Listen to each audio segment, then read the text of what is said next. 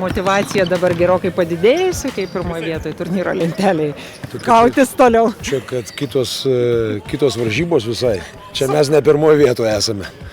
Suprantu, bet vis tiek prideda kažkokios stimulos. Ai, nesifotografavom tos lentelės, tiesiog žinome, yra smagu, kad yra taip, kaip yra, tikrai, bet, kaip čia pasakyti, einame nuo rungtynių iki rungtynių ir dėja gyvenimas toks, kad kiekvieną dieną vis kažkokias tai problemas atneša. Tai kažko tai labai džiūgauti ir švęsti nėra ko, yra galvoj ir yra daug rūpesčių, kaip pasiruošti, kaip galima geriausiai tom sekančiam rungtynėm. Tai tik tiek. Stiprus varžovas, jie pasiekė daug pergalių, gana aukštai stovi grupėje, talentinga puolime, į puolimą orientuota komanda, žaidžia labai greitą krepšinį, daug tritaškių, turi gerų metikų. Taip, kad tvarkytis bus nelengva. Meta po 90 taškus, praleidžia po 88, tai galbūt... Tu klausyk, tu jau viską žinai, tai ko tu manęs klausinėjai? Tu man galėtum skautingą duoti. Taip, galėčiau. Tai parašyk, aš atsiųsiu paštą elektroninį. Bet gal kažkiek panašus mačas į tą, kuris buvo su Rytu, matant tempą, kurį palaiko. Kažkas tai bus, tai panašu. Kitaip nėra. Kažkokias pamokas, aišku, atsinešim. Turėjom vieną tokią pusiau poilsio dieną.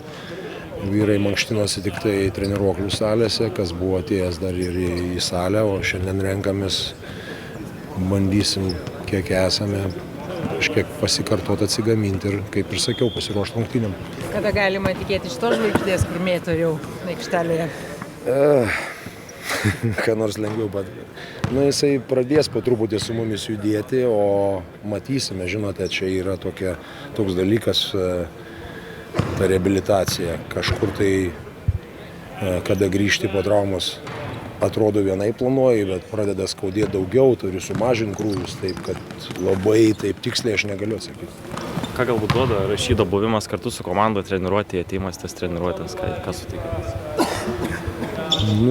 Kaip bendrumą ir jam, ir komandai palaikymas, tai yra kaip labai svarbu. Jūsų dar šio sezono auklėtinis Arturas Žagaras tapo Latvijos metų krepšininku, kaip reaguojate tokią naujieną? Sveikinu, dar kol kas asmeniškai nepasveikinau, bet po treniruotės būtinai paskambinsiu ir labai džiugu, kad jis nusipelnė. Ir kartu primena, ko mes netekome. Dažnai treneriai pasitaiko, kad po gerų rungtynių, po geros pergalės komandų žaidimas nusėda. Ar mato tokią riziką prieš rytos rungtynės? Ta rizika egzistuoja einant į kiekvienas rungtynės.